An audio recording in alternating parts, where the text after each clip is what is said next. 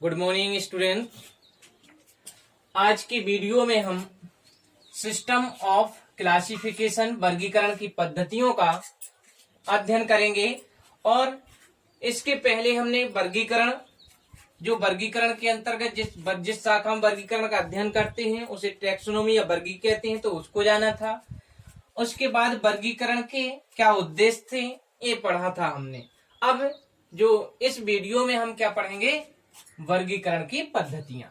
तो वर्गीकरण की पद्धतियां क्या होती हैं, तो वर्गीकरण पद्धति जो है, तो वर्गीकरण पद्धति जीवों को उनके लक्षणों की समानता और असमानता के आधार पर समूहों उपसमूहों में व्यवस्थित करने की जो क्रिया या प्रक्रिया है उसे क्या कहते हैं, वर्गीकरण की पद्धतियां कहते हैं। क्योंकि समय बहुत सारे वैज्ञानिकों ने क्या किया है, जो वर्गीकरण किए हैं तो उनकी पद्धतियां क्या थी, अलग अलग थी। तो वो पद्धतियां कौन कौन सी थी, उन पद्धतियों के बारे में इसमें जानना है। तो वर्गीकरण की पद्धतियां कितनी हैं? वर्गीकरण की पद्धतियां 3 होती हैं। कृत्रिम वर्गीकरण पद्धति, आर्टिफिशियल क्लासिफिकेशन सिस्टम। दूसरी है प्राकृतिक वर्गीकरण पद्धति, नेचुरल क्लासिफिकेशन सिस्टम। तीसरी है जाति वृत्ति वर्गीकरण पद्धति, फाइलोजेनेटिक क्लासिफिकेशन सिस्टम। ये 3 पद्धतियां हो जाती हैं जिनके अंतर्गत वैज्ञानिकों ने क्या किया है, जीवधारियों को वर्गीकृत किया है, मतलब उनको बांटा है विभिन्न समूहों में। तो ये 3 पद्धतियों को अपनाया गया है। तो इनको बारी बारी से हम एक एक करके देख लेते हैं कि जो कृत्रिम वर्गीकरण पद्धति है उसमें किन लक्षणों को या जीवधारियों की किन लक्षणों को आधार मान करके वर्गीकरण किया गया है। तो इन पद्धतियों में को जो कृत्रिम वर्गीकरण की पद्धति है उसमें क्या किया गया है कि इस पद्धति में देखें, इस पद्धति में केवल 1 या 2 वर्धी लक्षणों को, कौन से लक्षणों को, वर्धी लक्षणों को आधार माना गया है। तो किसके आधार पर, वर्धी लक्षणों के आधार पर जीवधारियों को वर्गीकृत किया गया है। अब वर्धी लक्षण क्या होते हैं, तो वर्धी लक्षण का मतलब होता है जो शरीर, वर्धी का मतलब शरीर होता है, जो बाह्य शरीर है उसको देख करके किसी भी जीवधारी को अगर बाह्य लक्षण उसके देख लें और उस आधार पे वर्गीकरण करें तो वो कहलाता है क्या, कृत्रिम वर्गीकरण पद्धति कहलाती है। तो इस प्रकार की पद्धति में जो थियोफ्रिस्टस थे उन्होंने पौधों को उनका स्वभाव लिया, बाहर लक्षण देखा और उनके स्वभाव के आधार पर क्या किया, 3 भागों में बांटा, वृक्ष, झाड़ी और शाख। देखिए क्या था, वर्धी ही लक्षण इसका है क्योंकि बाहर दिखाई देता है कि कितने समय तक ये जीवित रह सकते हैं, कैसे होते हैं, लंबे होते हैं, छोटे होते हैं, झाड़ीदार होते हैं, किस प्रकार के होते हैं। तो ये लक्षण सब बाहरी हैं। तो उन बाहरी लक्षणों को, शारीरिक लक्षणों को, शरीर के लक्षणों को देखकर अगर वर्गीकृत करें तो वो कहलाता है कृत्रिम वर्गीकरण पद्धति का उपयोग करके जीवधारियों को वर्गीकृत किया गया है। तो जैसे वृक्ष हैं तो इन्होंने बांटा, वृक्ष को इन्होंने देखा कि जो लंबे होते हैं।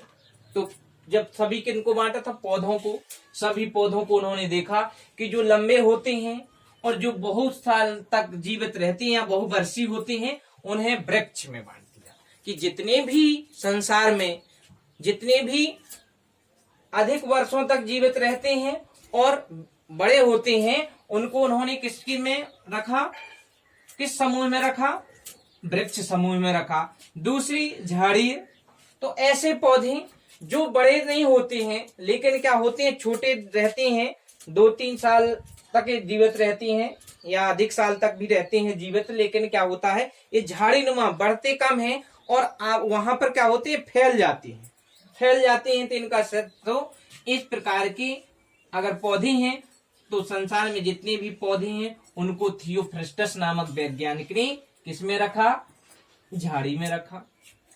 अब शाख, ऐसे पौधे जो छोटे बिल्कुल होते हैं और 1 साल तक जीवित रहते हैं, उनको किस में रखा? साक में रखा। तो छोटे पौधों को जो बिल्कुल जैसे फसलें होती हैं, चना, मटर, गेहूं, इनको साक है, तो ये क्या होती है? 1 ही साल तक जीवित रहते हैं, कुछ समय तक जीवित रहते हैं, उनको साक में रखा। तो इन्होंने क्या किया? थियोफ्रास्टस नामक वैज्ञानिक ने किसको? वर्धी लक्षणों को आधार मान करके सभी पौधों को, किनको? सभी पौधों को 3 समूहों में बांटा था। वो समूह कौन से थे? वृक्ष, झाड़ी और शाख। तो ये समझ गए होंगे, वृक्ष जो बहुवर्षीय होते हैं और अधिक लंबे होते हैं, झाड़ी जो जिनका पौधा होता है वो फैला हुआ रहता है और 2 या 2 से अधिक वर्ष तक जीवित रहते हैं, शाख। ये शाख होते हैं जो बिल्कुल छोटे पौधे होते हैं, 1 वर्ष तक जीवित रहते हैं, उन्हें हम शाख कहते हैं। तो इस प्रकार से इस पद्धति का उपयोग करके अगर बाहर वर्धी लक्षणों को देख करके हम वर्गीकृत करते हैं कि जीवधारियों को, तो वो कहलाती है कृत्रिम वर्गीकरण पद्धति। अगले चलते हैं, तो अगली वर्गीकरण की पद्धति कौन सी है? प्राकृतिक वर्गीकरण पद्धति। तो प्राकृतिक वर्गीकरण पद्धति, तो इसमें क्या है? इस प्रकार के वर्गीकरण पद्धति में जीवधारियों के प्राकृतिक लक्षणों को ध्यान में रखकर उनका वर्गीकरण किया गया या उन्हें वर्गीकृत किया गया।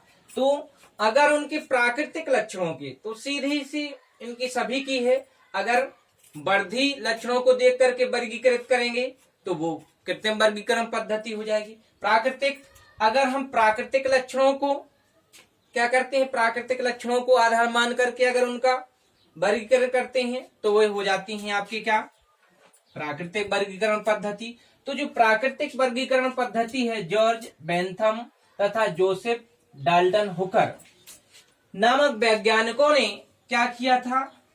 प्राकृतिक वर्गीकरण पद्धति का उपयोग किया था। जिन्होंने क्या किया था? जो प्लांट किंगडम होता है, जो पादप जगत होता है, उनको 2 सब जगतों में, कौन से? क्रिप्टोगेम्स और फिनोरोगेम्स में वर्गीकृत किया था। तो इन्होंने किस आधार पे किया था? जो पौधे थे उनको कौन से लक्षणों के आधार पे? प्राकृतिक लक्षणों के आधार पर। प्राकृतिक लक्षण कौन कौन से? जैसे उन्होंने माने क्रिप्टोगेम, तो जिनमें ऐसे पौधे जिनमें पुष्प नहीं लगते, जिनमें बीजों का निर्माण नहीं होता है, उन्हें किसमें? क्रिप्टोगेम्स में रखा। और क्रिप्टोगेम्स भी कहते हैं इसे, और क्रिप्टोगेमिया भी कहते हैं। तो इसमें क्रिप्टोगेमिया और दूसरा फिनोरोगेमिया।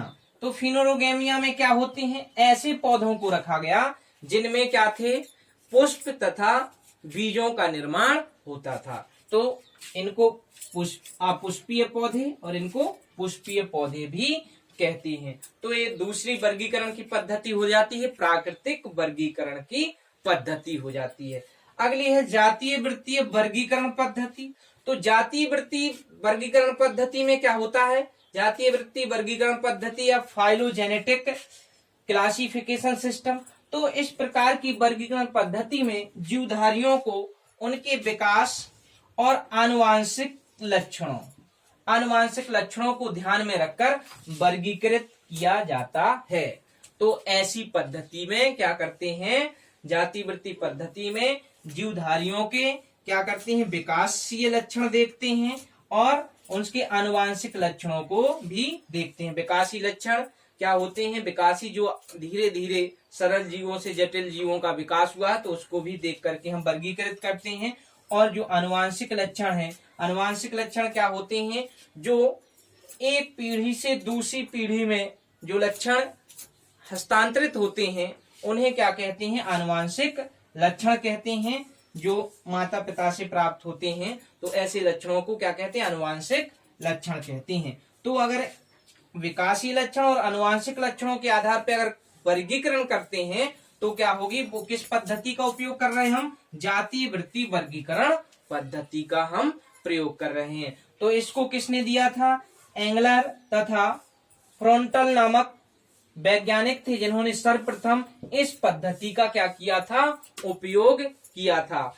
और इन्होंने क्या किया था, जो पुष्पीय पौधों को उनके विकास क्रम के आधार पर, किस क्रम के आधार, विकास क्रम के आधार पर 280 कुलों में क्या किया था, वर्गीकृत किया था।